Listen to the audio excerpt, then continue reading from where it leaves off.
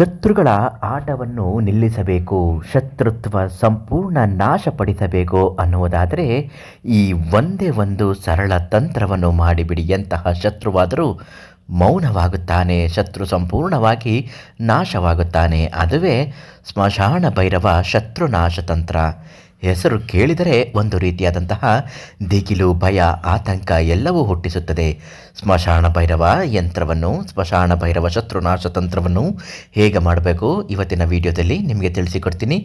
ನಿಮ್ಮ ಯಾವುದೇ ಸಮಸ್ಯೆಗಳು, ಶತ್ರುನಾಶ, ಮಾಟಮಂತ್ರ, ಸ್ತ್ರೀ ಪುರುಷ ಆಕರ್ಷಣ, ವಶೀಕರಣ, ದುಡ್ಡು ಕಾಸಿಗೆ ವಿಚಾರ ಸಮಸ್ಯೆಗಳು ಏನೇ ಇದ್ದರೂ ಪರಿಹಾರಕ್ಕಾಗಿ ಈ ತಕ್ಷಣ ಪಂಡಿತ್ ಶ್ರೀ ಮಂಜುನಾಥ ಗುರುಗಳಿಗೆ ಒಂದೇ ಒಂದು ಕರೆ ಮಾಡಿ ನಿಮ್ಮ ಸಮಸ್ಯೆಗೆ ತಕ್ಕ ಹಾಗೆ ಪರಿಹಾರವನ್ನು ತುಂಬ ಚೆನ್ನಾಗಿ ಬಹುಬೇಗನೆ ಹೇಳುತ್ತಾರೆ.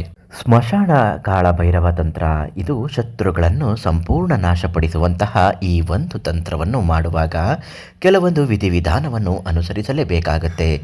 ಎಂತಹ ಶತ್ರುಗಳು ಅಂದರೆ ನಿಮ್ಮನ್ನು ಕಂಡರೆ ಆಗದೇ ಇರುವುದು, ಹೊಟ್ಟೆ ಕಿಚ್ಚು ಪಡುವುದು, ನಿಮ್ಮನ್ನು ಬೆಳೆಯೋದಕ್ಕೆ ಬಿಡದೇನೆ ನಿಮ್ಮ ಮೇಲೆ ಯಾವಾಗಲೂ ಬೈಯೋದು, ರೇಗೋದು, ಕಿರ್ಚಾಡುವುದು, ಅಥವಾ ನೀವು ಕೊಟ್ಟ ದುಡ್ಡನ್ನೇ ವಾಪಸ್ ನೀವು ಕೇಳಕ್ಕೆ ಹೋದರೆ ಜಗಳ ಮಾಡೋದಕ್ಕೆ ಬರೋದು, ಅಥವಾ ಯಾರ್ಯಾರಿಗಾದರೂ ಸಾಲ ಇಸ್ಕೊಂಡಿರ್ತೀರ, ಸಾಲ ಕೊಟ್ಟವನು ಬಂದು ಗಲಾಟೆ ಮಾಡ್ತಾ ಇರೋದು, ಇವರೆಲ್ಲರೂ ಕೂಡ ಒಂದು ರೀತಿಯಾದಂತಹ ಶತ್ರುಗಳು ಆಗುತ್ತಾರೆ.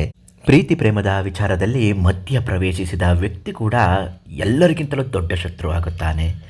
ಇದು ಸಾಮಾನ್ಯವಾಗಿ ಗಂಡ ಹೆಂಡತಿ ನಡುವೆ ಪರಸ್ತ್ರೀ ಪ್ರವೇಶದಿಂದ, ಗಂಡನ ಪರಸ್ತ್ರೀ ದೋಷಗಳು, ಪರಸ್ತ್ರೀ ವಶೀಕರಣಕ್ಕೆ ನಿಮ್ಮ ಗಂಡ ಒಳಗಾಗಿದ್ದರೆ ಇದು ಕೂಡ ಪರಸ್ತ್ರೀ ಸಹವಾಸ ಮಾಡಿದರೂ ಆ ಪರಸ್ತ್ರೀಯು ನಿಮ್ಮ ಪಾಲಿನ ಶತ್ರುವಾಗಿರುತ್ತಾಳೆ. ಎಚ್ಚರಿಕೆಯಿಂದ ಇದನ್ನು ಮಾಡಿ. ಏನು ಮಾಡಬೇಕು? ಮೊದಲನೇದಾಗಿ ಒಂದು ನಿಂಬೆಹಣ್ಣನ್ನು ತೆಗೆದುಕೊಂಡು ಶತ್ರುವಿನ ಹೆಸರನ್ನು ಬರೆದುಕೊಳ್ಳಬೇಕು. ಆ ಯಾವುದೇ ಒಬ್ಬ ಶತ್ರು ಆಗಲಿ ಅವನನ್ನು ನೆನೆಸಿಕೊಂಡೇ ಬರೀಬೇಕು. ಯಾಕೆಂದರೆ ಒಂದೇ ಹೆಸರಲ್ಲಿ ಲಕ್ಷಾಂತರ ಜನ ಇರ್ತಾರೆ, ಯಾರಿಗೆ ಅಂತ ಆಗುತ್ತೆ.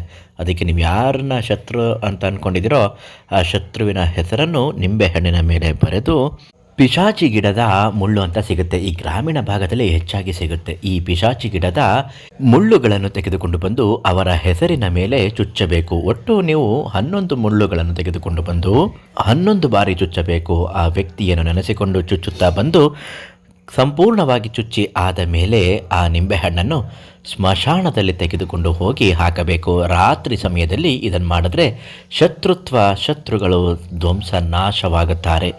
ಈ ಶತ್ರುಗಳ ನಾಶಕ್ಕಾಗಿ ಈ ನಿಂಬೆಹಣ್ಣಿನ ತಂತ್ರವನ್ನು ಸ್ಮಶಾನದಲ್ಲಿ ಮಾಡಿ ಅದನ್ನು ಸ್ಮಶಾನದ ಗೇಟಿನ ಮುಂಭಾಗದಲ್ಲಿ ನಿಂತುಕೊಂಡು ಹಿಂತಿರುಗಿ ನೋಡದೆ ಹಿಂಭಾಗಕ್ಕೆ ಎಸೆದು ಬರಬೇಕು. ಈ ರೀತಿ ಮಾಡಿದರೆ ಖಂಡಿತ ಶತ್ರುಗಳು ಸಂಪೂರ್ಣ ಧ್ವಂಸ ದಮನವಾಗಿ ಬಿಡುತ್ತಾರೆ.